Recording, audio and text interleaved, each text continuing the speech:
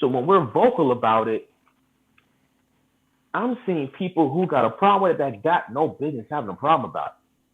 You know what I'm saying? And it's just crazy to me. It's like, if we're supposed to be cool friends, brothers, or whatever, and you are, someone from a different demographic than I am, if you care about my feelings or what I feel, you should care about it too. Not be like, yeah, bro, I get what you're saying and everything, but no, there shouldn't be no but in this. No. When it comes to racism, police brutality, and stereotypes and stuff like that, there is no but to this.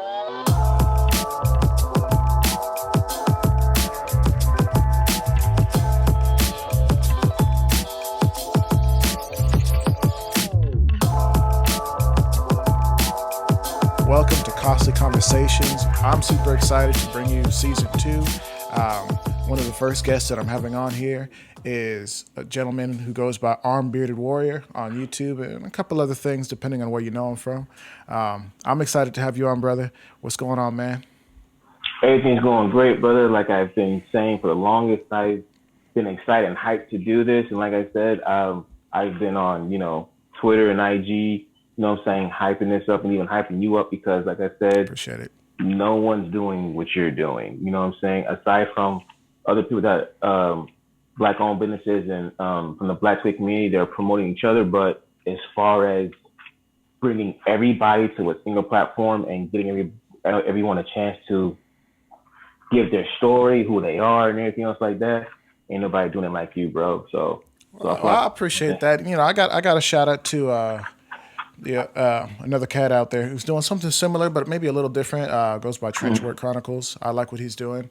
Bringing on a couple different folks, but other than that, I would love to learn about other people who are promoting just the stories of people, but specifically what I'm trying to do right now, promoting different Black-owned businesses, different individuals from the community, to really promote the idea of safe and responsible firearms ownership amongst our community, for everybody, in 2 ways for everybody, but especially just trying to reach folks with just safe and responsible ownership of firearms. That's important to me. I know that's important to you, bro. I heard you had just kind of recently got into a little bit of firearms instruction, a little training. Yeah, I recently acquired my firearm instructor license, through the NRA. In the beginning of May, I took the course. It was a 2-day course on May 1st and May 2nd. You know what I'm saying? I passed it. It was a very much a huge learning experience, and it was fun, a little bit of nerve-wracking, but at the same time, it wasn't too nerve-wracking because I feel like I can absorb things pretty well, and I'm a pretty good test taker. So, but the fun part for me was the shooting portion. You know what I mean? Hey. And that itself was was an experience and a teaching moment at the same time. I would say it was a teaching moment because everything that you've learned, prior to me even taking a test, as far as like, the shooting fundamentals, as far as sight alignment, grip, trigger press, and everything else like that. But at the same time, it wasn't at an indoor range. It was at an outdoor range. So that means the wind can alter the bullet a little bit. Yeah. So we're dealing with that and everything else like that. But also, one of the people that was on the line with me, a young lady, she was, of course, trying to take the course to be a firearms instructor as well. Yeah. I was actually one of the first people that passed, so which was great. So the instructor had us hang back or to try and help any of the other people that were shooting trying to pass. And then the young lady right next to me, she was surprisingly actually having a problem. The problem was she wasn't hitting her target, and I actually wondered why she wasn't. And when the head instructor, Marcos, he actually, looked at the firearm that she was using. I believe was a Mark IV, like one of those 22s. I believe that's what it's called. Yeah. Yeah, like one of the first or second gen ones, not the newest one that recently came out. Right, the new ones are nice. Yeah. she wasn't aligning her signs right. She was only focusing on the front sight, oddly, you know. And then once she kind of, I guess, got her sights aligned, but she still wasn't, you know, getting it right. So I allowed her to use, actually, to see if she felt more comfortable. I allowed her to use my GSG Firefly that I recently got. You know, that was a firearm I recently got, so I can, you know, use it to take the course and everything else like that. And I let her use it, and it was actually easier for her to use because me, every time I get a new firearm, I always paint my front sight red, so I can identify the front sight through the rear sight so much easier. And you know, I let her use it, and I coached her through the whole thing. You know what I'm saying? As far as, you know, taking a breath, proper grip, you know, find that wall and slowly squeeze the trigger to the rear and everything else like that. That's when she was getting, I told her to breathe as well, because I know when you're trying to hold the freaking firearm for a good period of time, you start to shake a little bit, your arms start to get fatigued, and your palms start to get sweaty. And I told her, this is no rush. You know what I'm saying? Like, if you feel like your arms getting fatigued, your hands are getting sweaty, put the firearm down, take a breath, wipe your hands off. You know what I'm saying? Shake it off, get right back into it. You know, and I coached her through the whole thing, and she passed. And That's awesome. So seeing her pass, and I knew that I helped her do it when she was kind of low key freaking out in the beginning. You know, made me feel good. You know, Yeah. that's why I know I did it. That's why I wanted to do it be a firearms instructor in the first place, because I did help one or two friends, you know, learn to shoot. Actually, I actually helped him do his choosing a firearm that he would potentially like. You know, I said, you know, get this one. I just give him suggestions. Maybe you may like this one because you got bigger hands like me. The grip may feel nice to you. You know what I'm saying? You may like it. And I've been, you know, helping him out. You know what I mean? And but like I said, coaching her through that and seeing her succeed in that breath of fresh air when she realized she passed, I'm like, that's why I do it. Just to see that joy in her face. Now, it's gonna sound, man. I'm trying not to sound like a gatekeeper or somebody who's some Go sort ahead. of elitist, but I'm just gonna come out and Yeah. ask you, like, how do you feel, bro? Like, she's going to this instructor course. After she gets it, she basically has a certification that allows her to just go and teach anybody. Do you feel like she has anything to teach people, being that she had to, seems like, learn how to shoot right there at the line? Uh, with that being said, I will say that throughout the pandemic, I believe starting in early 2019, like how there was a surge of firearms instructors and everything else like that, not just from us, but any like but Everywhere, yeah, everywhere, black, white, Hispanic, it doesn't matter. Um, People were getting fired, laid off left and right. I was actually one of those people that got laid off, but it wasn't for too long, thank God. You know what I mean? yeah, that's awesome.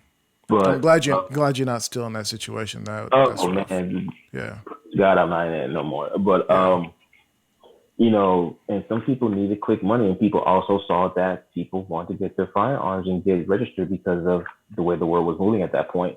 And some people saw that firearms instruction was one of them. And me, I feel like um, if you want to do that, something as serious as that, you need to have a passion for that. You can't just want to, you know, hop like hop on the train. Like I felt like how a lot of people hopped on the stocks train when Dogecoin and all that. I feel like that was yeah. a trend. I'm like, oh man, you know, To the moon. it was just a trend. And I felt like firearms instruction was a trend at that time, you know, and you have to have had some kind of training or even self training by educating yourself.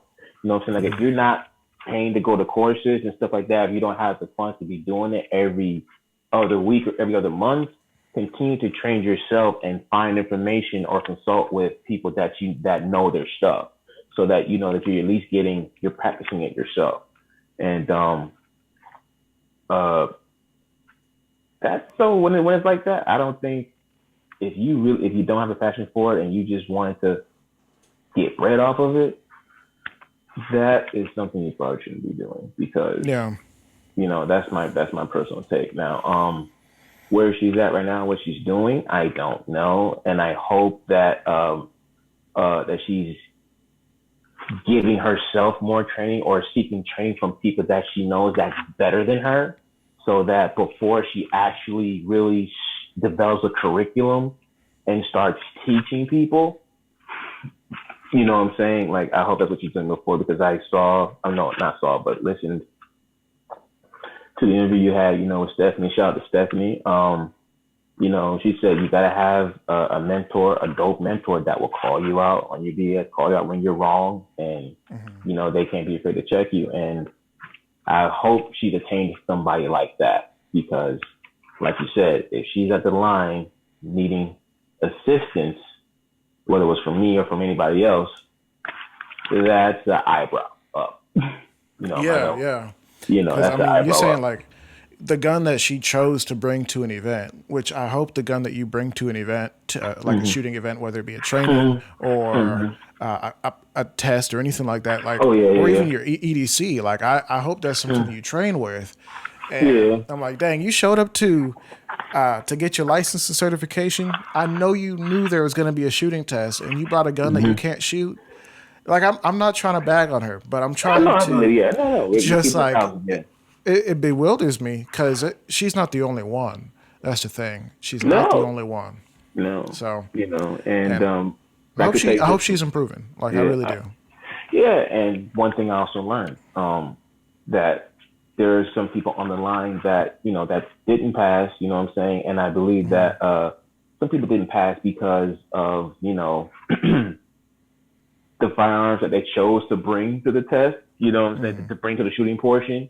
You know what I'm saying? They didn't really think it through. And Yeah. some whereas like they need some more work. You know what I'm saying? And there's nothing wrong with needing more work, especially Right. when you are getting into a profession where you're going to be teaching people to use a tool that can harm people and harm themselves. So Right. you gotta take that very seriously. So for those who did pass, I know that like they seemed like they knew what they were doing that much. You know what I'm saying? And even some of the people that didn't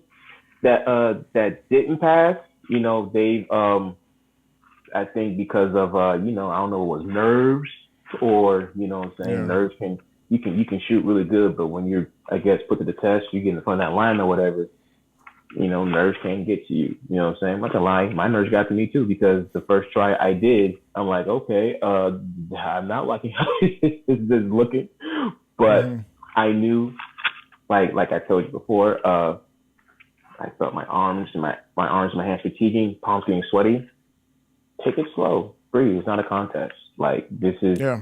something that you really want. You gotta take it slow. That's exactly what I did, and I was able to just focus, get that breathing right, like the things that they taught you, and taught me. So, and that's how I was able to pass. But, and I'm sure you've seen this too, that that there are people, whether it's in a training course or at a range, that people need more work, and where they just need to, like, before they even get to a range, they gotta I guess do some dry firing type, what I'm saying, like, I have a laser cartridge sight that I put inside my barrel, and I still dry fire practice, like, to this day. You know what I'm saying? Like, dry fire practice is like, it's like a religious practice to me. You know what I'm saying? Yeah. Because Got to do even it. even though I haven't been to the range in a while, I still do that. Because it keeps you focused on the basic firearm shooting fundamentals. Like I said, as far as grip, trigger press, and finding that wall, and sign alignment. And but I feel like if people don't focus on that first before you actually put a round inside of a firearm, and you pull it and you feel the recoil and everything else like that, to prepare yourself for the recoil and the sound and all that, and the surroundings. Yeah. It can be too much, like all at Yeah, once. yeah, all at once. Yeah. I'm gonna hit a point real quick, and then we'll jump on to something else. Yeah. I just recently saw a story update from a cat who goes by who runs a company called Starting Point Defense.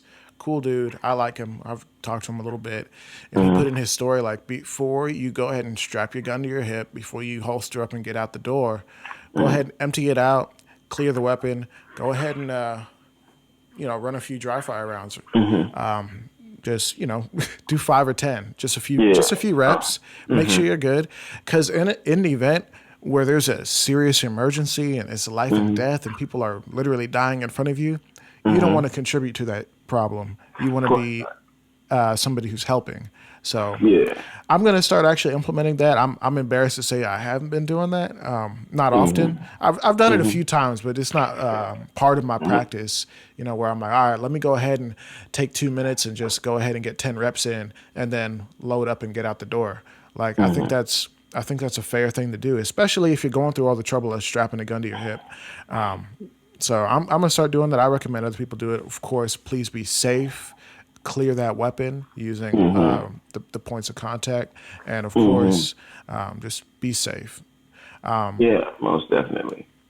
I did want to actually kind of bounce over real quick and ask you about how you got started in 2A. Like, I know you got your Okay. YouTube channel, the Armed Bearded Warrior YouTube channel. Kind of curious about how you got started, bro. Now, how I got started to be in the 2A community, let alone a gun owner, it was in 2016, and this was after you know Trump actually got elected. And like I said, I'm gonna keep it 1,000 when it comes to this. When I saw um, overnight, you know, how hate crimes risen.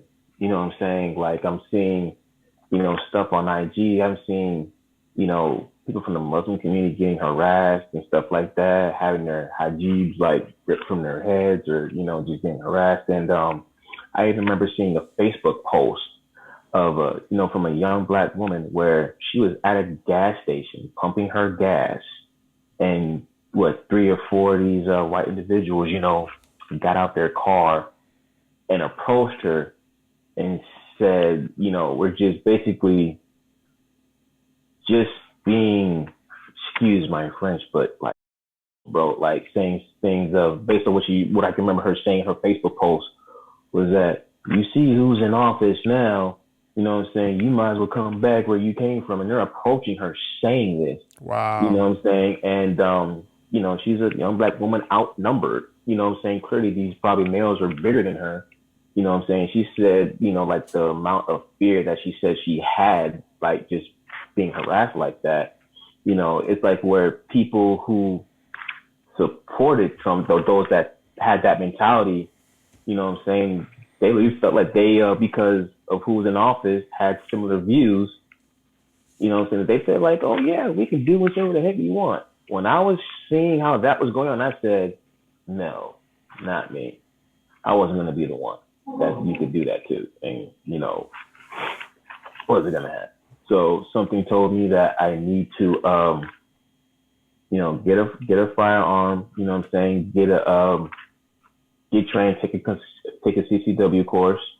And, I actually, did research on some firearms. I found one on YouTube that I liked, and it ended up being the Smith & Wesson MT 2.0. 9mm handgun, the Gen 2, the 4.25 inch barrel. And, I looked at enough reviews on it where I'm like, okay, I liked it. You know what I mean? And then I went to go and take the course, you know what I'm saying? Did it all in one day. And when I did that course, that was actually my very first time shooting a firearm, period. Like, I've had, of course, when you're growing up as a kid, you have the little Nerf guns or the little plastic guns you get in the 99-cent store, you know what I'm saying? And what had the little BB guns, little plastic BB guns you find at the flea market, with the little plastic pellets. But I never shot a real firearm. And the instructor had us shoot his firearm, and I think he let us shoot 5 rounds. And of course, I had the gun range jitters, you know what I'm saying? Even though I'm behind the range, but like where you can see everybody, but you're not in there. So as the rounds are going off, I'm like, got the nerves a little bit, might jump a little bit, but not too much. But it was when it was my turn, put the hearing protection on and put the eyes on. And then I went in there, and when I started to hear the rounds go off, that's when okay, yeah, boy, this is real. Yeah. And when he, put it in my hand. Of course, he taught us how to hold it and the grip and everything else like that. And that first shot, when I first shot went up and up with the trigger, I was like, oh my gosh, this is what this feels like.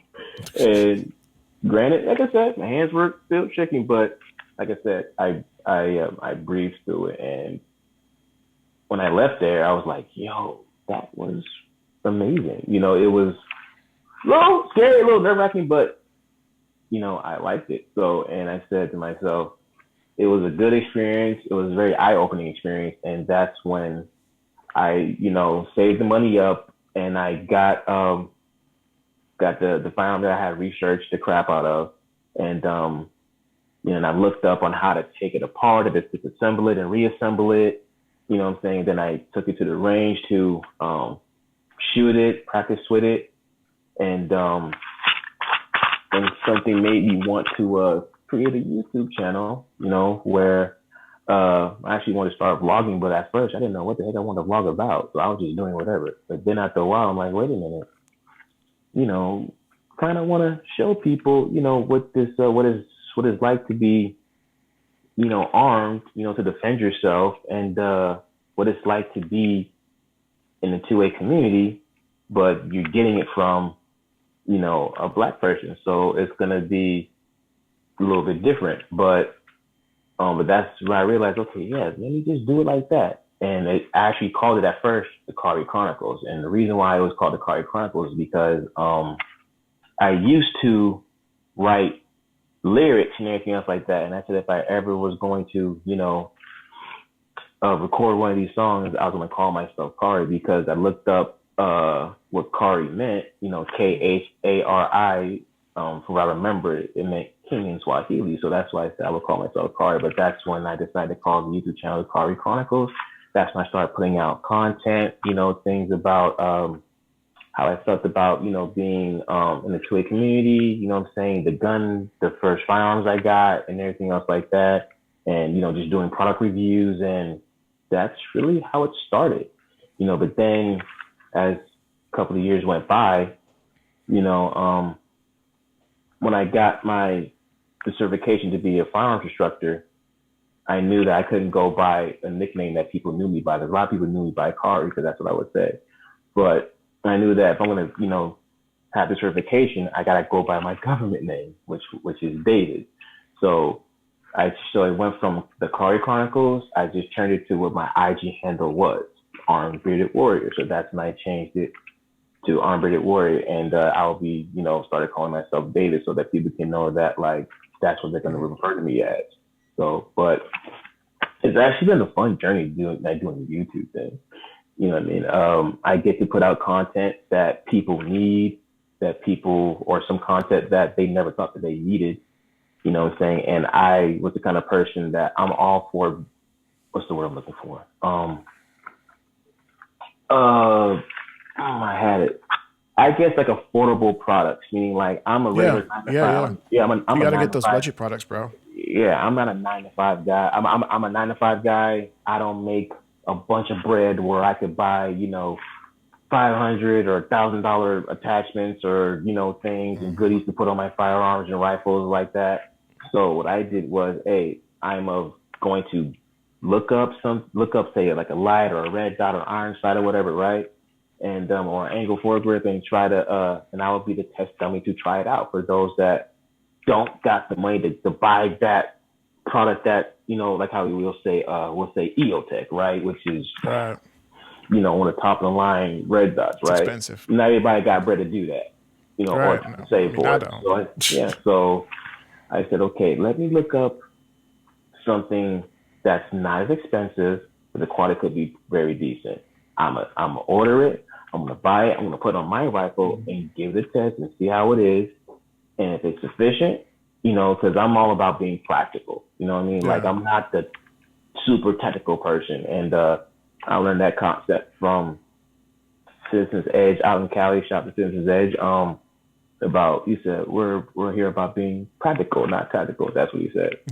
You know what I'm saying? So you're gonna use it for self defense or home defense, yeah, that's it. You don't need the biggest, coolest name brand stuff. So I would try it. If it works, I would say, hey, this works. And if it didn't work, I would tell you, it don't work, don't get this. You know what I'm saying? I gave it a test, don't do it.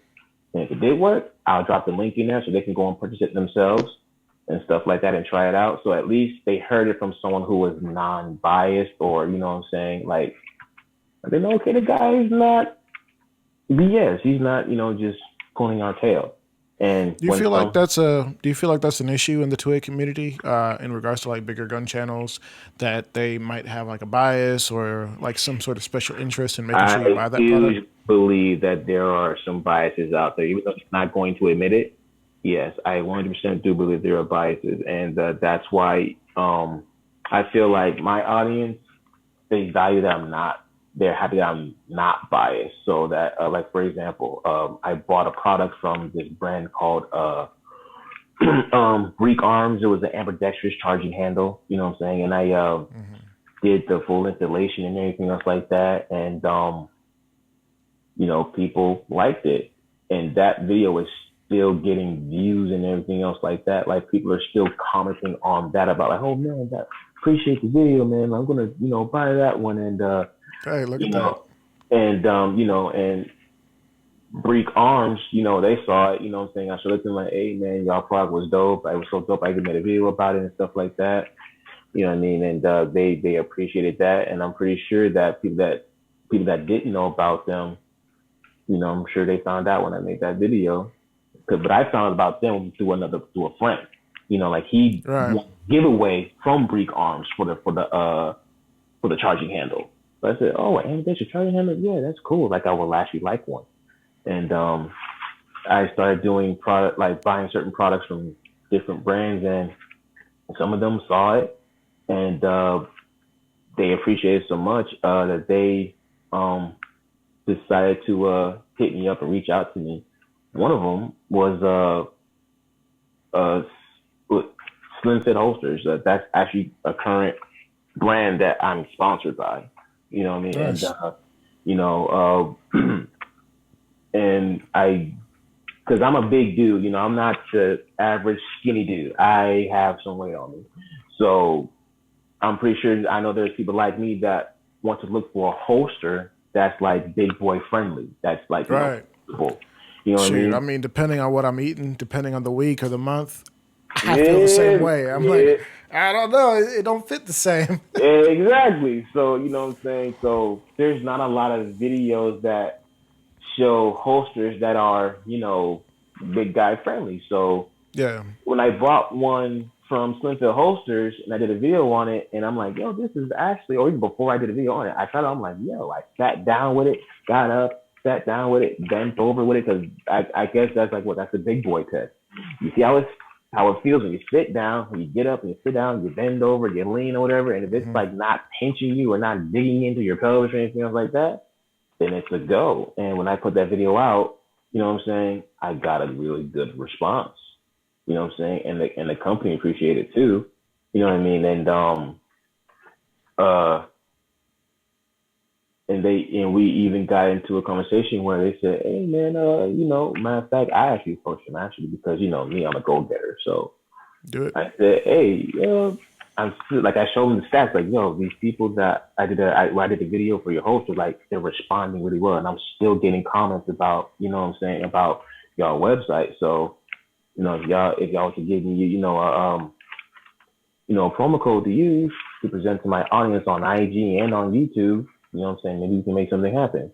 And they said, okay, yeah, cool, we'll do that, and they gave me that code, I believe in April, the 4th of April, I believe. And within, dude, like 3 months, let's just say they got some sales from doing that and from That's promoting awesome. that. But I know it's because it's the way I make my content. Like you know, I I make my content to where you will want to watch it. Like if it's going to be like a 10 to 20-minute video, which is long, and I understand sometimes our attention spans are like, no, I don't got time for that. But Preaching to the choir, bro. Time, but it's how I present it and how I promote it. Like I keep putting it in your face all the time. You know what I'm saying? And I try to be as creative as I can because I actually like being creative when it comes to my videos and my content. Yeah, I get that. Yeah, and I even made a 2-minute promo for it. And see, that's actually a good idea. I know like production time and all that stuff, and if you're trying to put out other videos, but if you're trying to really promote and push a product that you actually believe in, a little 2-minute video can be beneficial, especially if you get some sort of incentive out of it. I get that. I actually, while we're on the subject, and I don't want to cut you off, but I actually am super curious to get your opinion or your thoughts, or maybe just an explanation of the process for guys who are maybe interested in getting into the firearms promotion or the 2A community at your level, in regards to, how do I say, how do you approach sponsorships, products, product reviews, free products, disclosures, affiliate marketing, that kind of stuff. How do you approach that as, Armed Bearded Warrior, as somebody in the community? How do you do it?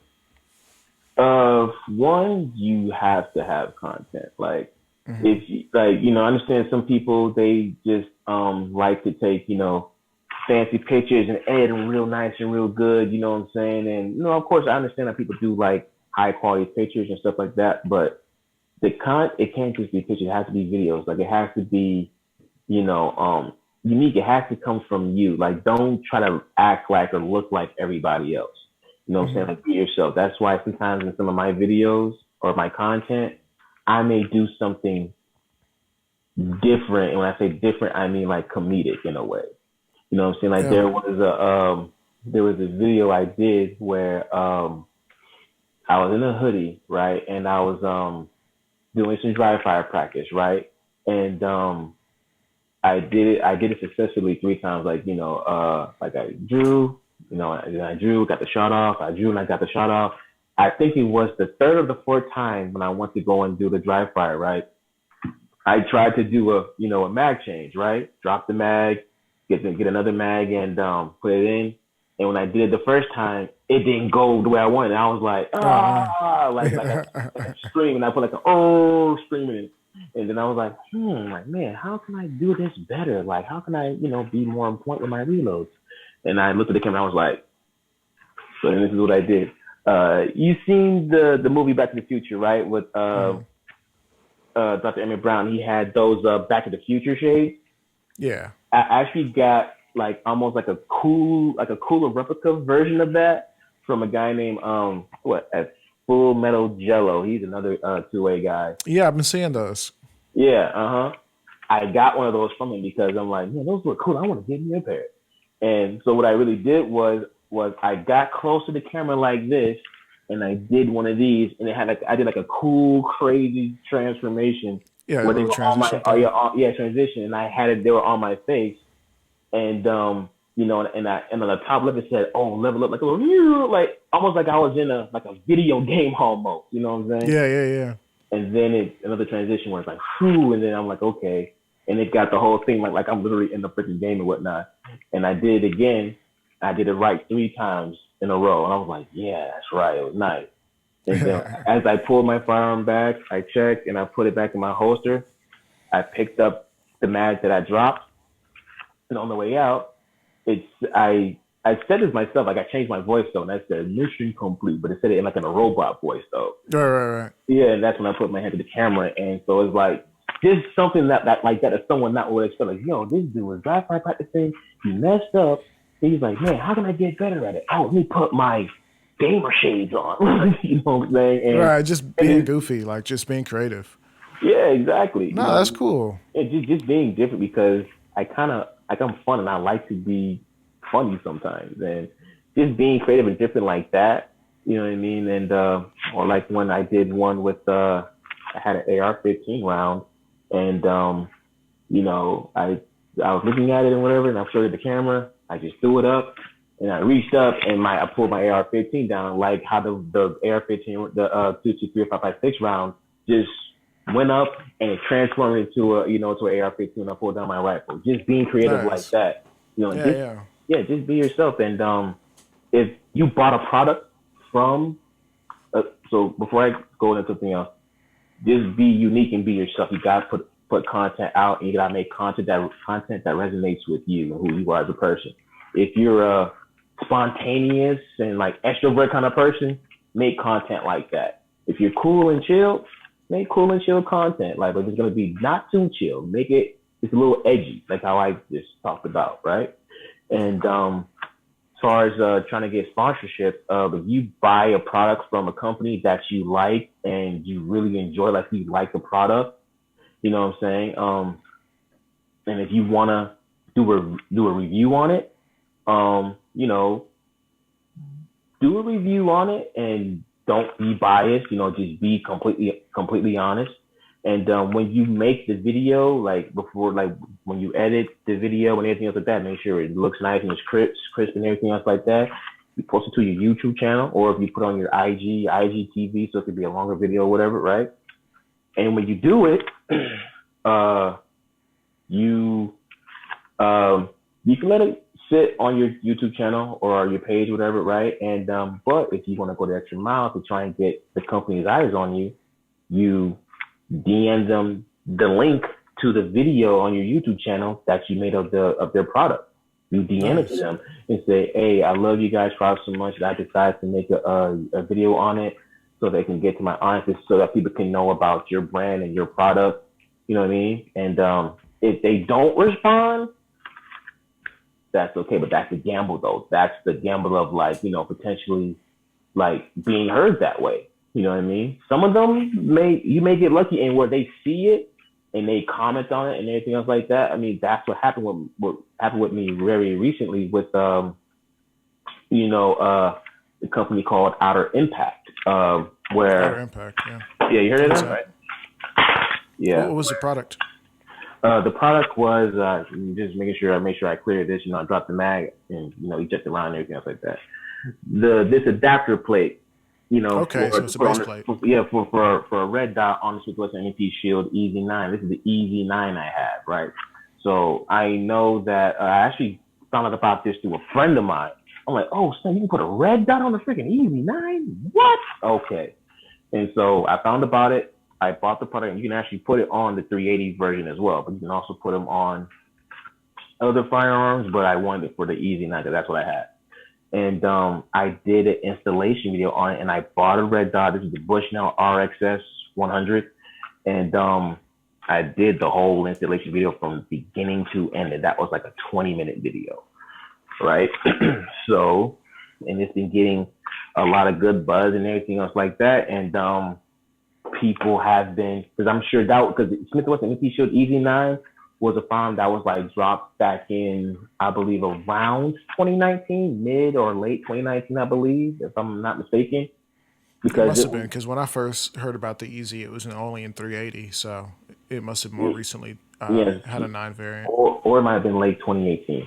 And that was the firearm that that was for, because it's easy to manipulate, easy to rack, you know what I'm saying? And it had, it has the has the grip safety. Of course, they also have the manuals, the thumb safety and pedestrian thumb safety, but I chose mine without it because I'm not the biggest fan of safety. And because I have big hands, sometimes the recoil could make my thumb activate the safety when I don't want it. And I don't want to be in a gunfight and my thumb activates the safety. So I chose to get mine without the safety. So, makes sense. Yeah, so I made the video, right? And I put it out there, and I realized that I was the only one that made a video for the product, for the Outer Impact adapter for the Smith & Wesson MP Shield Easy 9. No one else made it. So I said, there's a demand for this. I know it is. Just because there's a product out there doesn't mean no one made the video. So I got the product, I got the firearm, I got the red dot. Bro, put it out. Someone's going to be glad that you freaking made the video. Yeah. And that's what I did. And within, I would say, about maybe a 2 or 3 week period, it was getting a good response. And the company, Outer Impact, hit me. They saw the video. and they hit me up through the comment. They said, appreciate you for, reviewing our product and everything else like that. And then they even emailed me to say the same thing. And they said, to show their appreciation, they sent me a dope Outer Impact shirt. They said, Nice. looking forward to hopefully working with you in the future. And I said, oh, trust me, you will. I'm thinking to take full advantage of that. You know what I mean? So it's not like they said, come, like, hey, email us again so we can talk business. They didn't say that. But because of, like what they said through the comment and through the email, I'm like, that's an open opportunity. You know what I mean? And so it's just going that extra mile by, if you got a product, put yourself out there and make the video, because you never know who may need what you have. Yeah, I mean, there's all sorts of products that people need. I mean, shoot, even just kind of like what I do here, and just with the interviews and setting up. There's some products that I'm looking at. I'm like, oh, is there a different product? I like that one, but I feel like there's no competition for it. Competition product comes out for like a recording device or something like that. I'm like, okay, cool. Let me see about it. Let me go on YouTube, see what people are saying. There might be like 3 videos on it. I'm like, they're all saying the same thing. Because somebody else say something a little different. It's somebody else talking about X, Y, and Z. And yeah, you can go read like a board or something like that and hear about it.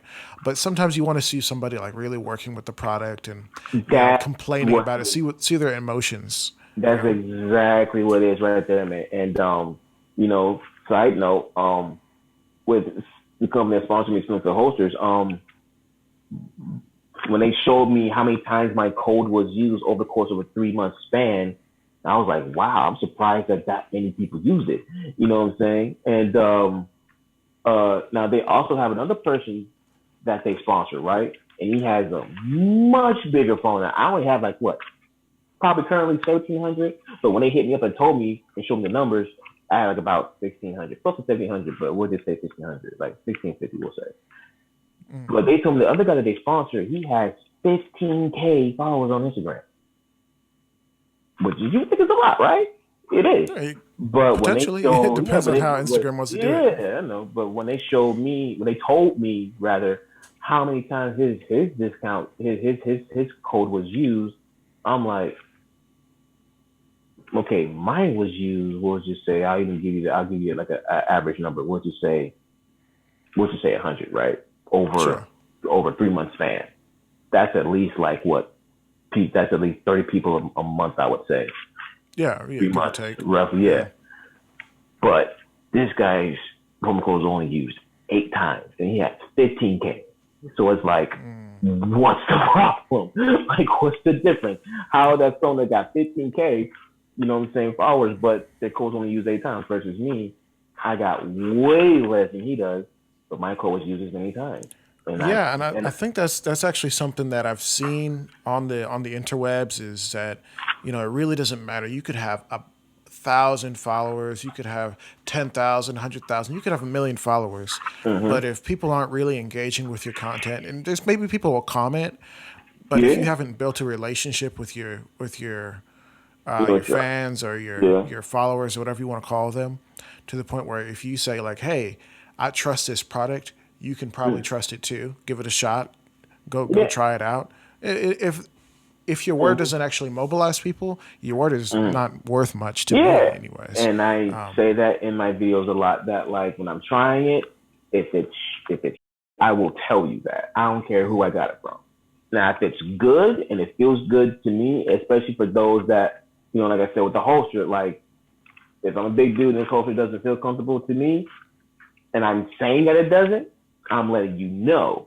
But I think because I've, obtained that trust with my audience, whether they're a big person or not, they trust my word. Because I did a review on a red dot before. I put it on my rifle and I shot with it, and I was seeing problems. I was seeing issues. I'm like, okay, all right, guys, I tried it out, and this was the issue. These were the problems. I recommend you don't get this. I straight up. You know what I'm saying? Like, you know what I mean? Quick question. Have you ever seen a product that you had a feeling was actually not so good, and did you decide, let me do the review anyways, or did you avoid it? How do you feel like you deal with those products, and how do you plan on dealing with those products going forward? I'm gonna be honest with you. some of the products that I've used, I've actually gambled. When I say gambled, I mean like I've seen no review on it. Yeah. You know what I'm saying? And I'm like, you know what? This may be a product someone may use. Like for example, right? I believe in getting an affordable product right now that's in your budget, and if you want to save up to get the even better one, do that.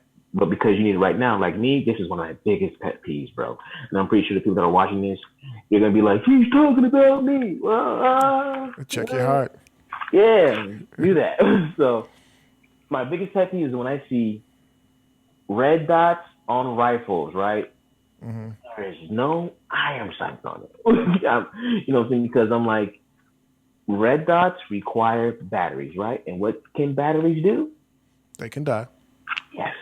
So whether they run out in 6 months, which would be a bad battery, you know what I mean? Or they run out in a year or two, it's going to run out.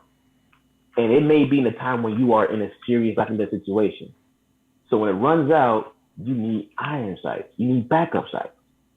So when I see people with just red dots on their rifles, and I see no iron sights, I'm like, bro, so what the heck are you gonna do when that freaking runs out? So I mean, that's a good point. That's actually something to consider. And I wonder if there's a logical reason why somebody might say like, I didn't opt for it because this optic can do this, or because I know. I wonder if there's actually a reason, or if it's just them not thinking about my it. personal opinion, I don't see a logic, but I can see why they may do that.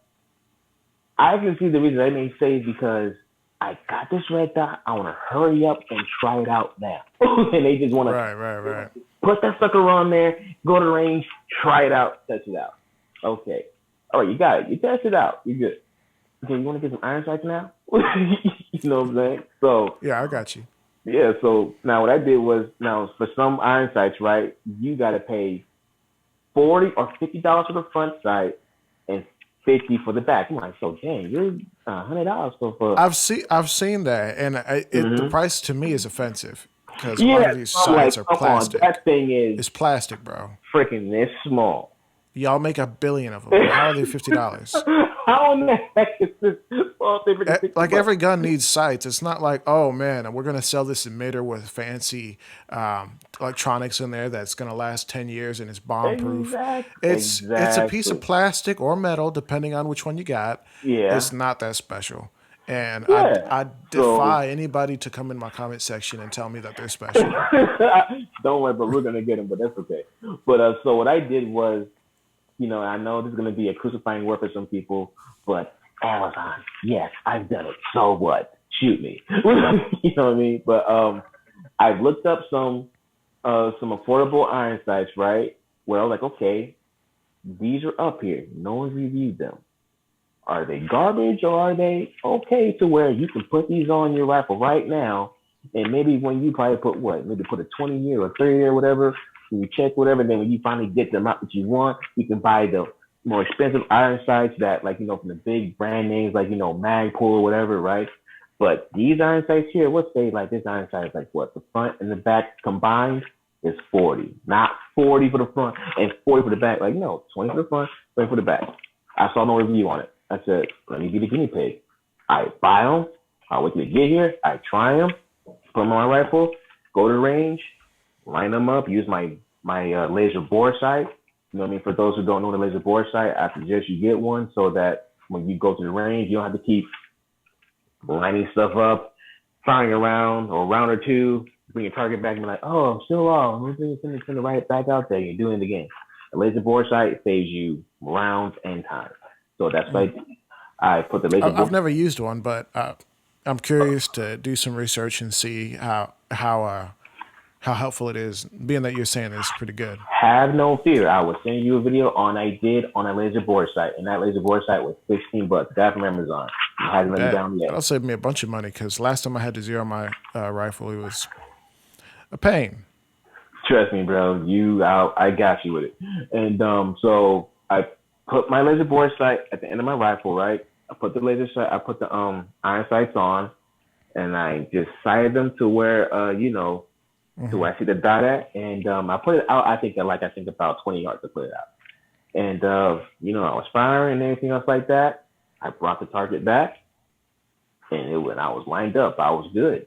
You know what I'm saying? And that's because sometimes depending on how the iron sights are made, they can, even though you feel like you screwed them tight, they start to come loose anyway. And you're like, wait a minute, I know I made it tight. Gotta get that Loctite. that too, you're right. But that didn't happen, you know what I'm saying? Now, granted, I didn't do what some other people may do, where they may purposely try to break the product. Me, I don't do that. And I haven't, and I'm not on the, I don't go out to where they try to do that, or they'll dump it here, or they'll do this to it, or they'll step on it. I'm like, I'm not going to do that. But for the most part, I tried the iron sights. They worked well. They weren't finicky. You know what I'm saying? They didn't shift when I shot my rifle. So I said, okay, I'm going to keep these. And I put these out there. Hey, if you don't have enough to buy the mag pulls yet, try these. These are good right now. I put the link Amazon at the bottom. You can try them out. And people appreciate that because that's how I feel. You buy the affordable product. You got it on your rifle now. You wait until you get more money. Then you get more money. You can take off the ones that you currently have and you put the new ones on. It's just that simple because I feel like you shouldn't have to wait, 2 or 3 months to save up just to get this product. Like, no, you can afford this right now, get it. So that at least you can feel good that you got it. But at least... Yeah. I know a lot of people... A lot of folks have different philosophies on that. They say buy once, cry once. Yeah, and a lot of these items are extremely expensive versus not expensive at all. Where you're saving literally hundreds of dollars on the cheaper version to have something to get you by. I don't know. I'm kind of in a weird place because I'm not interested in buying a $200 firearm, just not for me. I'll spend $300 because I feel like there's some really good options for $300, but that's, you spend a little bit more. And I understand some people are in a really bad spot financially or just in their life right now, and they can't really swing that extra or $100. They're not sponsored, like where they're like, hey man, we just got this new product and why don't you try it out? Yeah, not everybody's sponsored, man, and not everybody has the bread to. Hey, working on it, man. Yeah, I get it though. Yeah, not everybody's sponsored to try out the new stuff the new Gucci stuff that's out. So. I mean, I don't think no one's really acknowledging that. Like, the majority of the gun community is like average people that are they're like not even middle class making sense. They're lower class, like making a certain amount of money. You know what I mean? Yeah, so, and I've seen that a lot. Where I'm like, man, a lot of the guys that I follow, a lot of the guys who I know on the gram are absolutely obsessed with firearms. Like they would skip meals to make sure that they can afford the nicest this or the nicest that. Their accessories are, top shelf. Like everything, like the parts that they put on the gun are more expensive than the gun. Like it's that crazy. But, yeah, that's their prerogative. Hey, and you can do that. Yeah. You can do that. I mean, shoot. I mean, if you've got it like that, enjoy your life. I don't care. Exactly. Like you just let me try it when we hit the range. you took the words out of my mouth. If you got it like that, all right. Now, if I don't got it like that, or you see George over here doesn't got it like that, don't crucify George because he did it, got the product that you may not choose first off right the bat right away. But, and that's why I put out the videos I put out because somebody may need it or somebody may want to know, like, how is it good or is it trash? You know what I'm saying? Like, me, I'll be the test dummy is basically what I'm saying. I know. I feel you on that. Now, before we wrap up, I did want to hit a topic that I think is really important. It's kind of a little bit of a change of tone from what we've been talking about. We've been talking about some light stuff, but regarding just you, yourself, other folks that look like you, black folks in the gun community, I think we are in an interesting spot. And I've gotten a little bit of heat for talking about black issues. And the funny thing is, like, nobody knows me outside of here. Like, they don't really know who I actually am. But I talk about what I want to talk about. If I want to talk about black issues today, I'm gonna talk about it. If I want to talk about women's issues, I'm gonna talk about that. If I want to talk about, whatever, I don't care. If I want to talk about police, I'll talk about it. Now I know for you yourself, I've actually witnessed You're talking about certain issues that would be considered Mm-hmm. black issues Mm-hmm. in regards to a number of different things, and Mm-hmm. even some of the people who follow you or Mm-hmm. that you would assume rock with you have gotten mad. Like get big mad and start going off and be like, oh, Yeah. well, you gotta always talk about it. Just it's like, Mm-hmm. come on, bro. Like, what's going on? Can you talk about that a little bit and just kind of give your thoughts to that? If you can say Okay. something Mm-hmm. to not necessarily ragging on anybody. I don't really appreciate Yeah. that kind of stuff, but just address it if you could. Yeah, of course. And before I address it, I'm saying, for the people that do follow me, I'm saying, they end up seeing this and anything else like that, I'm gonna take a phrase right out of your rule book. Check your heart, man, before I say this, because, like, just like what Eddie Griffin said in one of his specials, if I offended anyone in this club like energy, I was talking about this specific group of people. And if you were offended, you probably was the person I was talking to about this. Like, just Maybe unapologetic, because, as a black man in America, we have a lot to be afraid of. Let's keep it 1,000, like we do. You know what I'm saying? We see the world differently. So when we step outside of our door, you know what I'm saying? Where some people may just walk out their door and be like, it's a beautiful day in the neighborhood. No. For us, it's like, all right, let's do this. You know what I'm saying? So when it comes to speaking about black issues, man, especially, when you're a black owned business, you know what I'm saying, let alone a black owned two-way brand, when you speak out about racial hypocrisies, social injustice, you know what I mean, or, like I said, black issues, some people are going to feel like you should be neutral. And in my mind, I'm like, why should I be neutral about something that happens to people that look like me on a daily basis? I shouldn't have to be neutral about that.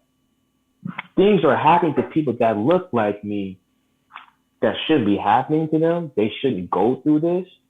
And even though you don't know these people, you feel for them, because at any given point, it can be you. It could be you. It could be your mom, your dad, your uncle, your sister, your brother. If you got kids, it could even be your kid one day. God forbid. So, so when we're vocal about it, I'm seeing people who got a problem with it that got no business having a problem about it. You know what I'm saying? And it's just crazy to me. It's like, if we're supposed to be cool friends, brothers, or whatever, and you are, someone from a different demographic than I am, if you care about my feelings or what I feel, you should care about it too. Not be like, yeah, bro, I get what you're saying and everything, but no, there shouldn't be no but in this. No. When it comes to racism, police brutality, and stereotypes and stuff like that, there is no but to this whatsoever. Because you haven't experienced it and never will experience it, there should be no but in this. Because as much as you're talking to me right now, I don't know what could happen to me tomorrow. You know what I'm saying? God forbid, I don't know. I could freaking be a hashtag one day. I pray to God I don't. But you know what I'm saying? The same people that argue with me before, God forbid, if I end up being a hashtag and end up being a video on social media, what are you gonna say then? When you argue with me about 5 to 6 whatever months ago, or even last year, are you gonna argue then? Should I have what? Complied?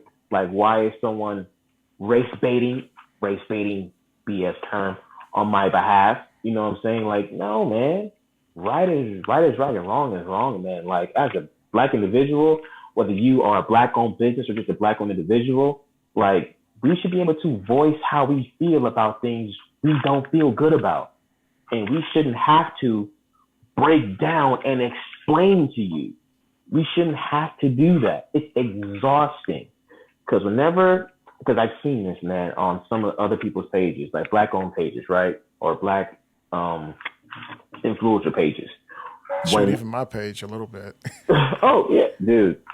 Like, yeah, for the record, nobody better not come for you, bro, because I'll be the first one in line. Appreciate that, bro.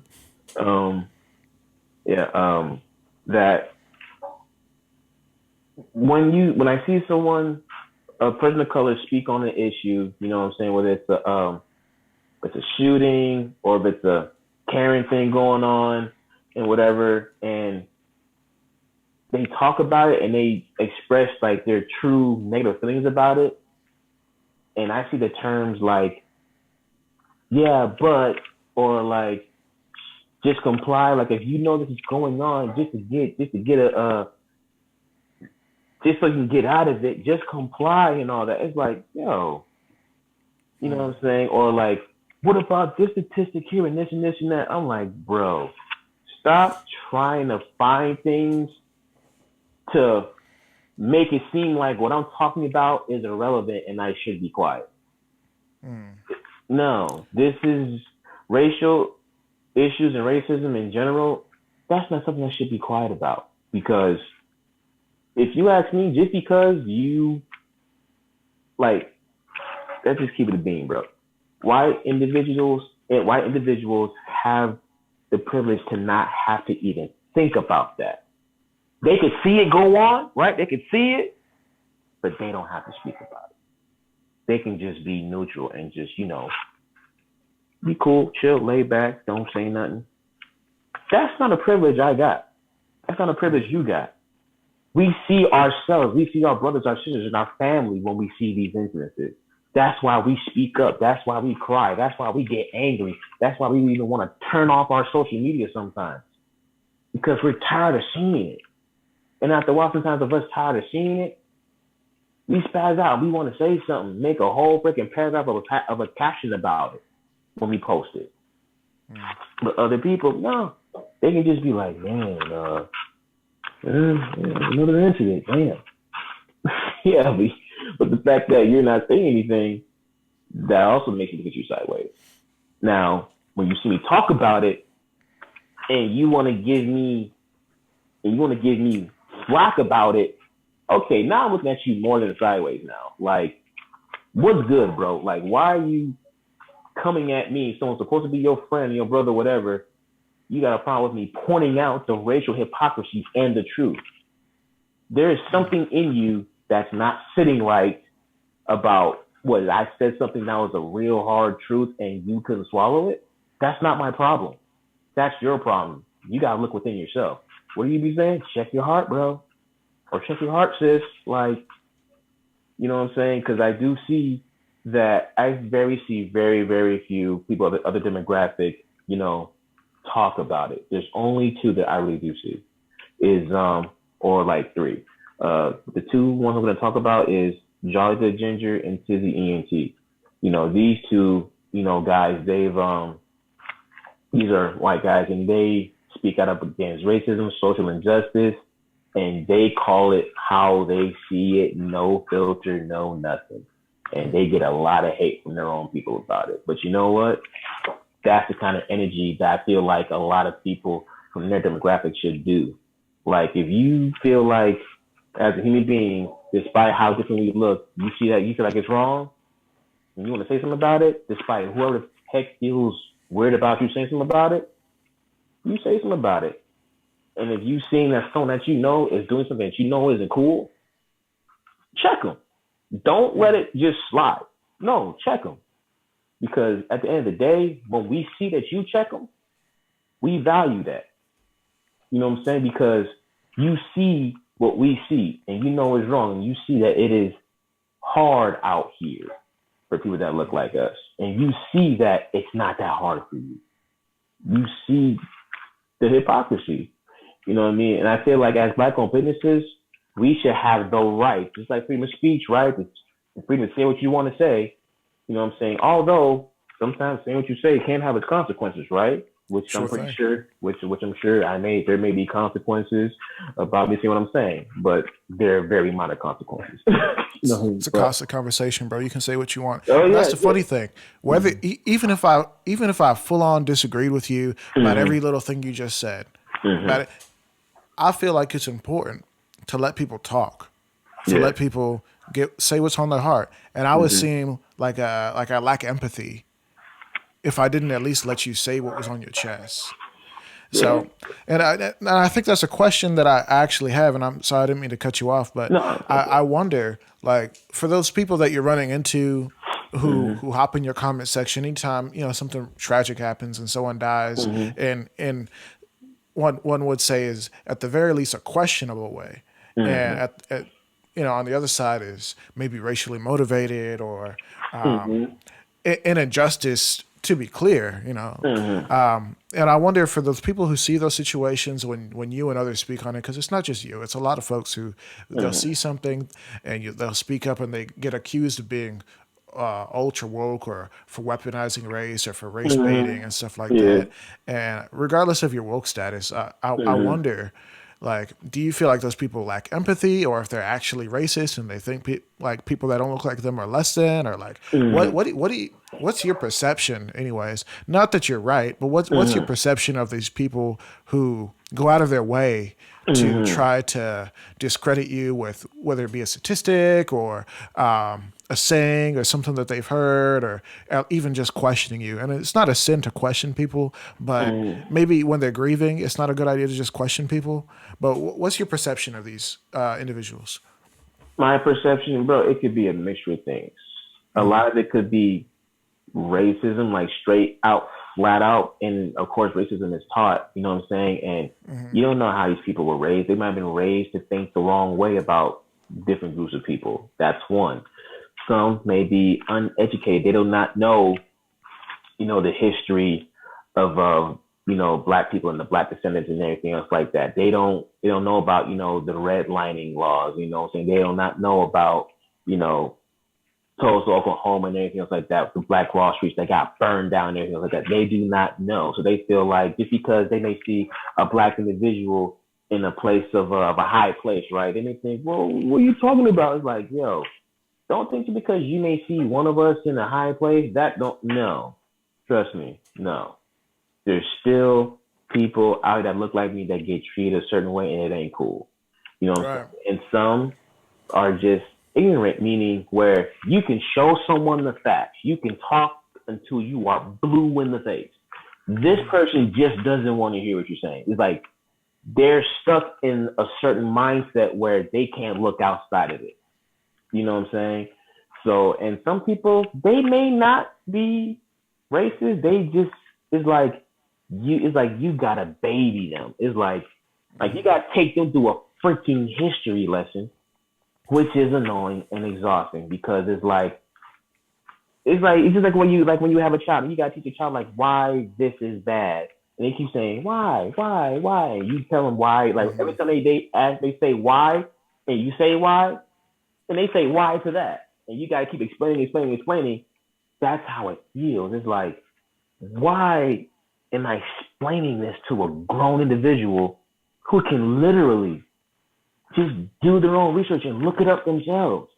Like, why do you want the easy way out? Why do you want someone to take out an hour of their day or 2 hours of their day, whether they at work, they out doing whatever, running an errand, you know what I'm saying? Or even they're at home in the comfort of their own home. But why you got to take the easy way out and have this person explain something to you that you can just look up and research yourself, understand, talk to people that look like me, talk to them and just ask them, like, get an understanding and let them just talk. Don't be doing none of that rebuttal shit. Like just listen, you know what I'm saying? Because there is a world that we see that you don't see. There is lives that we live that you will never get to live.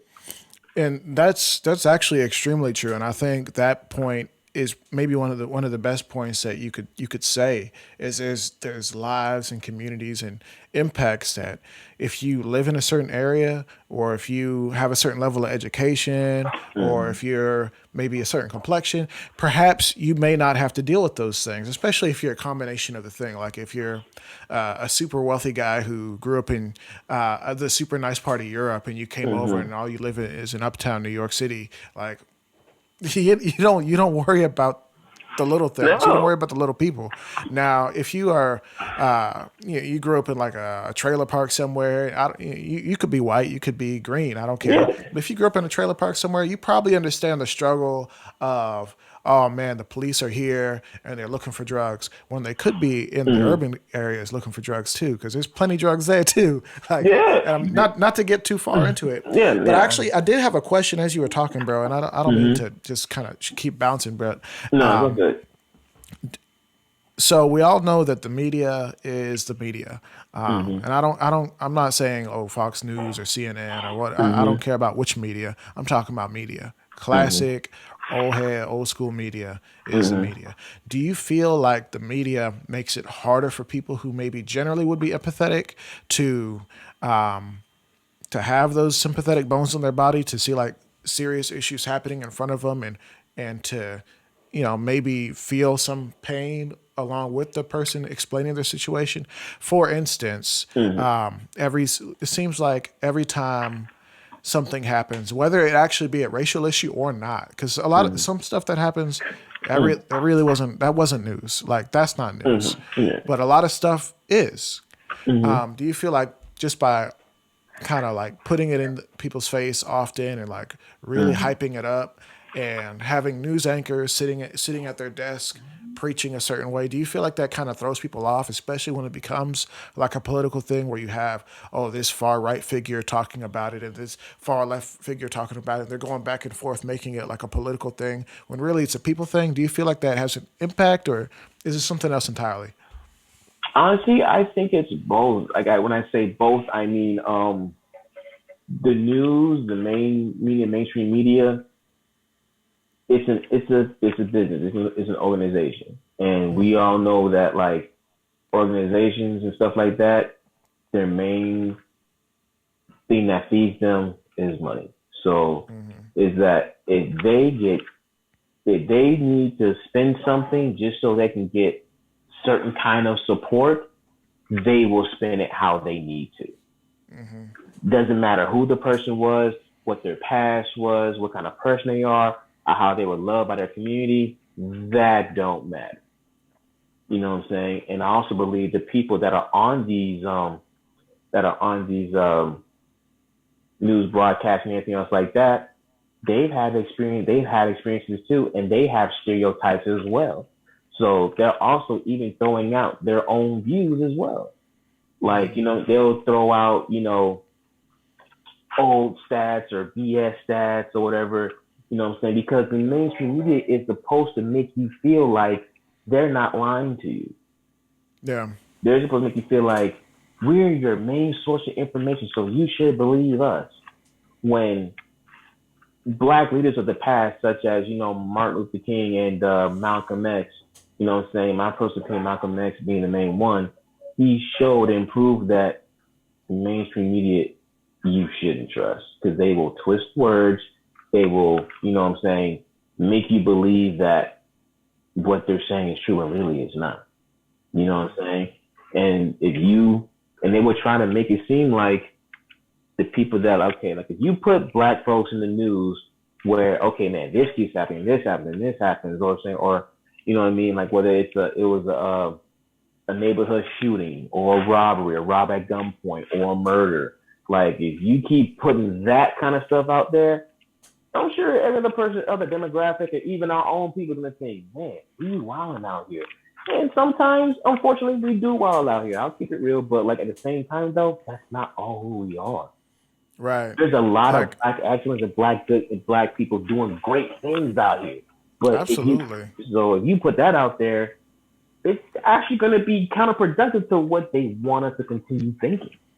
Yeah, and I will just double back on that point real quick and say like I was at a range day Mm-hmm. just yesterday. I actually recorded Mm-hmm. with Everyday Shooter YouTuber, and we had a range day out down in Houston, and he had a Mm-hmm. guy who's from Chicago and talking about his where he's from, and he was Mm-hmm. like, it's not like that everywhere in Chicago. Like you could still go there and have a great time and just mind your business and don't try to go into places really you shouldn't be. And it's kind of like Mm-hmm. that everywhere. Like even Yeah. even in this town, if you go into the wrong neighborhood and just stand Mm-hmm. around, Yeah. people are going to start asking questions, and it could Yeah. end badly for you. It could be fine, but it could end Yeah. badly. You Yeah. know, and I'm not saying Chicago's some great place that you want to be all the time. It's like the Mm-hmm. South Side of Chicago or whatever. Or I'm not super familiar, so let me not pretend like I know exactly where to go. But right, but I wonder like on the other side of that coin, like okay, yeah, so you go to Chicago over Easter weekend and they're killing each other. Like that's the lifestyle, and I don't.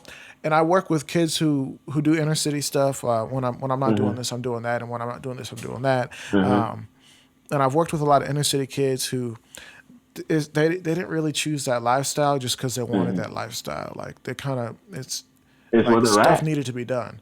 Something needed to be done to help these Mhm. people. And Yeah. instead of commenting in your comment section, a lot of these Mhm. guys who are like, well, they could just read a book and become smarter and never not have to get involved in gang violence. So go volunteer. There's plenty of organizations out there where you could volunteer. Yeah. You could go into these people's homes and show them love Mhm. and give them books and read to them. Like do something to help these Exactly. people, bro. Like if you're so concerned that George Mhm. Floyd was just a drug addict, why don't you go volunteer at Alcohol Anonymous and different addiction places anonymous so that you can actually help people to Mhm. be better? Like if you're so concerned that Mhm. the only reason why people are suffering is because of their own actions, and a lot of the time that is true. Our actions do dictate what happens next. Why don't you go be part of the solution instead of just getting all a Twitter warrior on me?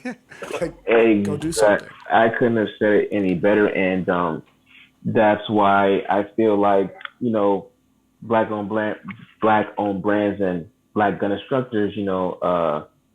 People like Stephanie, Doc Holiday 69 on IG. Nina De La Flores. Z1 Solutions. Like we saw that there was a call that where we're not represented in that field. And there is more people that have bought firearms that look like us, and they're going into ranges where they don't feel comfortable for various reasons. You know what I'm saying? And they need they need us. They need to be with people that understand them, won't judge them when they walk inside. So that when they walk in and walk into the course or walk into the class and they see you, they like, oh, I got one of mine in there. Like, so this is gonna be kind of cool, right? Especially with the Yeah, with the gun violence or the gun negligence and stuff like that. You know what yeah. I mean? Like that's the reason. That's why we are the boots on the ground. That's why I made a particular tweet before where I said, from in 2016 all the way up to now, we saw a calling that where we needed to be out there. We need to represent our people, and we need to, be that source of education and assurance that like you can defend yourself, and this is how you can do it safely, and we can stop people from harming each other or even harming themselves. Or Mm. if they do need to harm someone because harm is being presented to them, they could do it in a safe and efficient way. You know what I'm saying? And so that's why I do it. That's why the people I've mentioned do it, and many others that I forgot to mention. You know what I'm saying? That's why we do it because we see that. There's so many really great instructors out Oh there yeah, who and feel motivated to really be there for their folks and to offer a solution so that we don't have to feel like victims. So we don't have to yeah, have a weird like a frustration.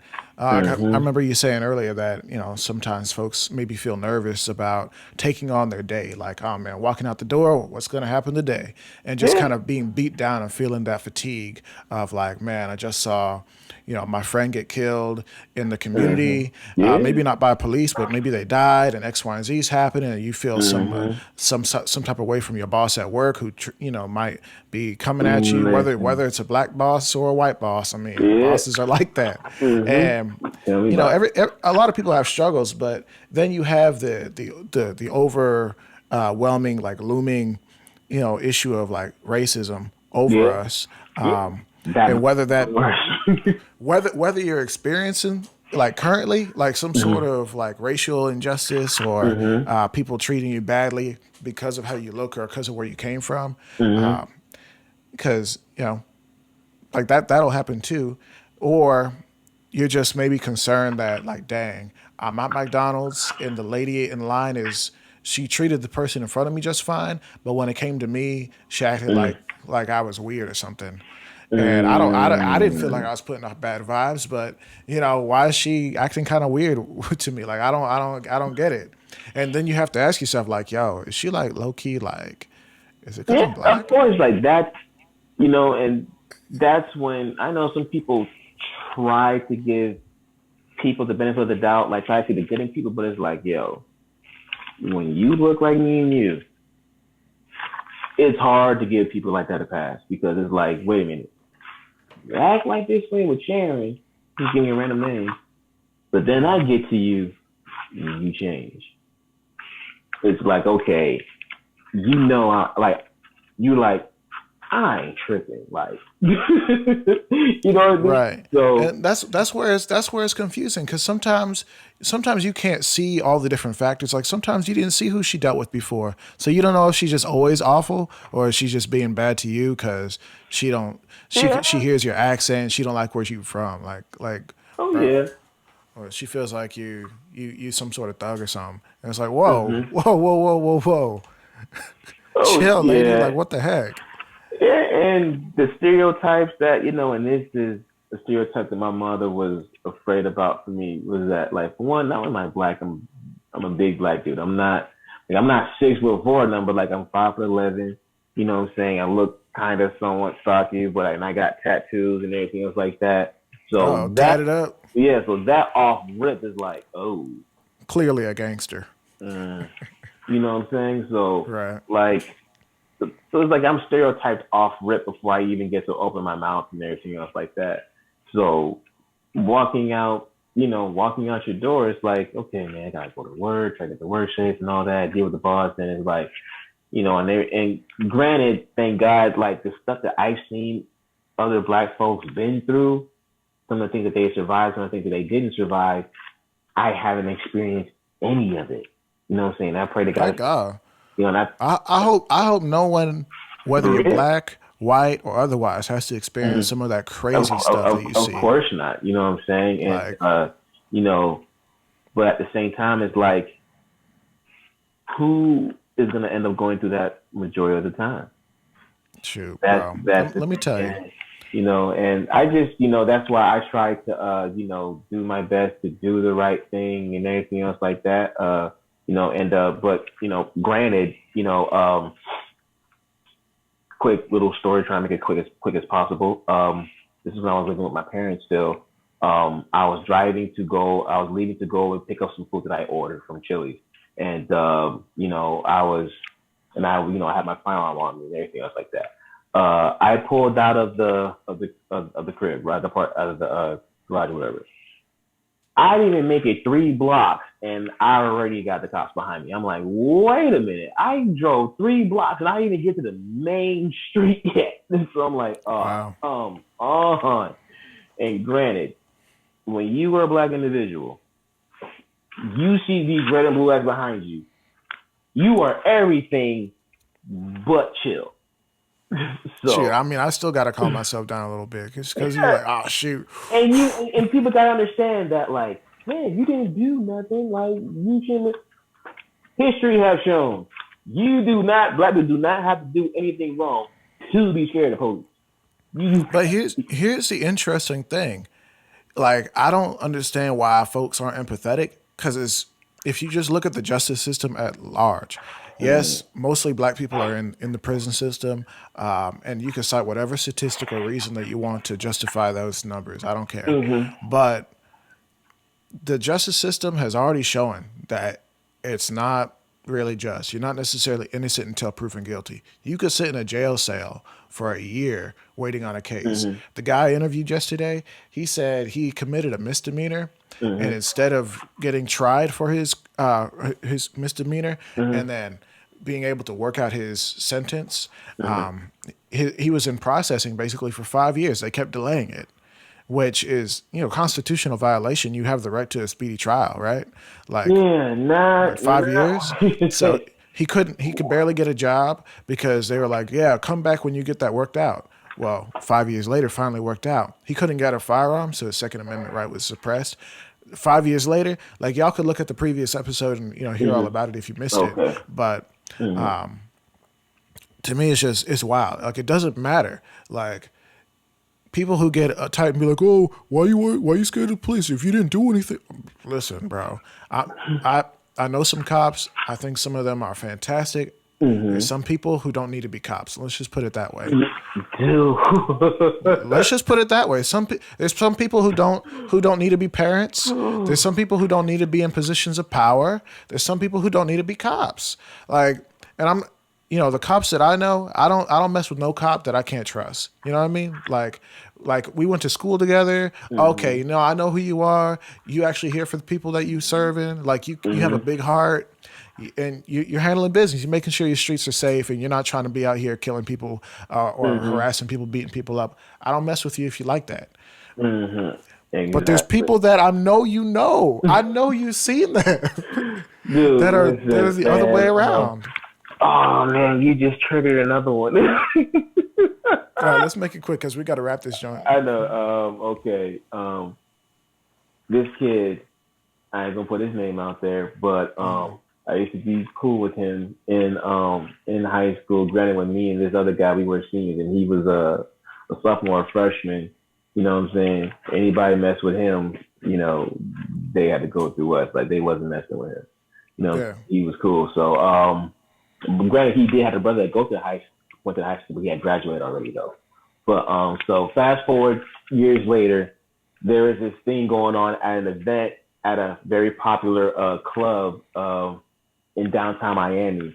For those that don't know, I live in Miami, Florida. But it was like, like a disturbance, and then there was officers called to it, right? And I seen the video what's going on, and people recording it and stuff like that, what's going on. And I think I started to see one of the officers that were being aggressive or whatever. And I'm like, wait a minute, is that who I think it is? I'm like, yo. So the little short dude that me and my homie, we were cool with, if I mess with him, that had to go through us, he ended up being a cop, right? And when this black individual, saying walk right past him, you know what I'm saying? Pushed him he straight up pushed him. Like, bro, this dude did not push you. Why are you doing that? I get that your adrenaline is up, but if you ain't getting hit or attacked, don't touch nobody. Period. I don't care if you got your. Wait. Let's just clarify. Who pushed who? Was the cop pushed the guy, or the guy pushed on the cop? Pushed the guy. The cop that you knew from back in school. And his brother was right next to him. His brother's a cop as well, so his brother was right next to him. They were serving together. Wow. Yeah. So, and both of these guys are short. So, you know what I'm saying? But I'm like, yo. And after he did that, you know what I'm saying? He's talking all that trash. And I'm like, in my head to myself, I'm like, dude, you were not like this in high school. And I know because your brother right next to you and the other boys around you, you acting big boy. Dude, no. No, it's weird. I think this happens, and I've kind of experienced this by proxy because I don't know a lot of black cops necessarily, but I've heard that some cops say they were normal when they went in, and then the system kind of ate them up, and they became something else. And I'm not sure what it is. And like I said, I support any cop doing the right thing. If you're just keeping the streets safe, trying to help us out, because if I need to call you, I need you to take care of my family. If I'm unable to. Yes, exactly. Yeah. So I respect you if you're gonna do the right thing, but if you're doing the wrong thing, bro, yeah, and I don't know. I don't have the answer, bro. For those who have so much PTSD or have been trained by the system to be aggressive when they don't need to be, or to profile people that don't need to be profiled. And I understand it's dangerous out there. That lady cop got killed the other day. Apparently some sort of ambush for seemingly no reason. I don't know. I heard of that as well. And I don't know the full story as of yet. Right. I don't know the full story either, but off the rip, it sounds bad. Yeah, it does. And but me, I don't know any cops personally where I could say, oh, he's a good cop, he's a good guy, or good, female, whatever. You know what I'm saying? Now, do I have people that I know that have gotten into law enforcement? Yeah, But can I say they're a good cop or a bad cop? No, because I've never seen them do anything. Like I haven't seen them in action. So me, I'm not gonna just assume because how I knew how cool you was with me in high school, I'm just gonna say you're a good cop. Because no, Right, and I think that's an important thing to distinguish. Just because you knew somebody 10 years ago, yeah, they're probably different now. maybe, yeah, you're Probably. right. And so definitely, personally, just to put this out there, I think a Mm-hmm. lot more of those community efforts where like you see cops like playing basketball with the kids and like hanging Mm-hmm. out at events and stuff, that needs to happen more. Because like if you're gonna Yeah, be in my neighborhood running around chasing after people who don't look like you, who you've never seen before in your life, yeah, like I need you to be more involved if you're gonna be there. Like, because obviously you're not going away. Why don't you get involved? Like, be a part of the yeah, solution, bro. yeah. And that's my opinion. You might actually feel differently, but that's my opinion. No, I 100% agree with you, and this is 100% especially to the officers that are not from that area. Like if you're from a different county, from a different state, and you are in another state and city and county dealing with the demographic of people or people that you just never met before, you need to what despite whatever you probably might have heard about this community or whatever, that's what people told you. And some of these people are saying that have never been set down here. You need to understand the locals and get to know them because not everybody in that neighborhood is what you apparently heard of. Right. Unfortunately, I feel like it seems like the only people that they get to know are the bad guys. Oh, we've seen him That's it. third time this week. I'm Yeah. like, bro, why don't you go get to know some of the nice folks from the community? Obviously you're gonna know the gas station attendant because you're always buying stuff from there. But like, get to know some of the families. Like let them recognize you. Be like, oh yeah, that's Officer so and so. He's a nice guy. We actually invited him over for this one thing one time, and so like you can have a relationship with the people that you're supposed to be protecting. So if I see you, I'm not freaking out. I'd be like, "Oh yeah, what's up, officer? Yeah, it's cool. Like it's no big deal." That said, I know that places like New York City, there's like millions of cops, and that's not always possible. But do what you can, bro. Yeah. Sorry, man. I know we went way over time. No, it's all good, man. I enjoyed this, man. Like I said, man, We need to follow up for real. dude, I didn't even realize that just when time went by. I'm like, oh, 17, we only been talking for like what, maybe 20 something minutes, but there was more than that. Oh man, it's been a little bit, and hopefully people stuck around for the good stuff. And Yeah. obviously, guys, if you are at this point and you enjoy the content, or maybe you even disagree with every little thing we said, but you support people being able to say what they want to say, you support free speech, you support liberty, Yeah. you support people expressing themselves freely, go ahead and like the video, subscribe, please. Turn the bell notification on. It's not that hard. Yep. Drop a comment. If you disagree with us, drop a comment. Yeah, I will man. advise you. Try to keep it cool. Like don't be Don't go don't be full. dumb. That's all we're asking. Like, if Don't you be dumb, bro. learn something from either one of us, just ask the question. We don't like we welcome intellectual dialogue, and it don't got to be name calling or none of that. And we Yeah. free to disagree and everything else like that because that's what, like you said, what this is all about is learning other people, their backgrounds, their viewpoints, and if you want to learn from this person, understand why this person thinks this way, just ask the question. You don't got to ask it aggressively. Just ask it. Cooked up a little perspective. Exactly. And that's the thing. That's the cool thing about what I feel like we could do is we can learn a little bit more about like who is Armed Bearded Warrior, who is David, and just like what is his perspective on life? Why does he tweet the way he tweets? Why does he make videos the way he makes videos? I feel like we did that. I'm excited to talk to you again, even offline, and hopefully again maybe in the next season because I feel like you still have a lot more to say. And definitely, bro, where can people find you? You can find me on IG, at Armed Bearded Warrior. You know what I'm saying? And I also have a black-owned business, Royalty Arms LLC. Royalty Arms. On IG, Shout out. On Royalty Arms. No, on IG as well at Royalty Arms LLC. You know what I'm saying? I sell merch. I sell shirts. You know what I'm saying? And I sell patches. And this is actually one of my limited edition royal gold shirt. This is the Loud and Proud design where it has the shield, the king, the queen, and with the rifles crossing and everything else like that. Like I feel like I have one of the clothing, two-way clothing brands that where you can just about customize the whole shirt. You can put what you want on it or choose what kind of design you want. As far as in the right sleeve, you can have the American flag, or you can have the African continent. You can have the king coat of arms or the queen coat of arms and everything else like that. I have about over 30 to 40 different designs, and I keep always creating all the time. I'm going to drop, I already got a hat out, but I'm going to put more different type of headgear out soon, you know what I'm saying? And, follow me on there, subscribe to the website, you know what I'm saying, and everything else like that.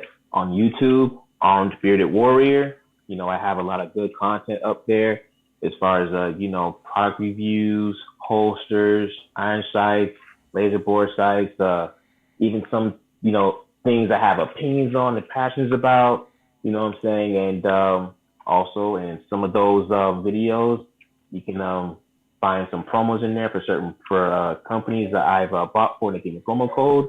Make sure you use them so you can get a discount. Who doesn't like discounts? You know what I mean? So, and on my Twitter. Who doesn't like discounts? Yeah, who doesn't?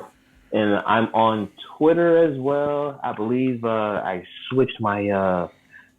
I just read. I'll add it to the bio. Yeah, I changed it. Yeah, on whether it's the podcast or the YouTube videos, we'll add it in there so people can find you on all those links, bro. Mm-hmm. Yeah, sure. But yeah, man, I'm following you on Twitter. So if someone wants to find my Twitter and then link through to you as well, however they want to do it. Bro, David, thanks so much for coming on, bro. Thanks for having costly conversations with your boy Atlas. I'm very excited that we can put this out there, let people see a little bit more who you are. Yeah. Who is Armed Bearded Warrior? We're trying to find out. Yes, sir. Thank you guys for coming on and listening, and y'all have a great rest of the day and night wherever you are. All right, thank you for having me, brother. Like I said, I've been excited for this for a long time. And anything else like that. That's why I said before, everybody need to give you your flowers now, because when you get big and you have a much bigger following and you're going to be on different platforms and team up with other podcasts to bring people on and talk about what you're talking about now, I don't want to hear no one saying, I knew from the jump. No, you didn't. Let's keep it 1,000. Who is you? No new friends, homie. I'm just kidding, man. I'm here for us all, bro. I'm just, rising tide raises all ships, so they say. And I'm just trying to be part of that tide, bro. Try to help. I'm glad you're part of it, brother. I love it, man. Man. Y'all keep it costly. All right. Have a good one, everybody.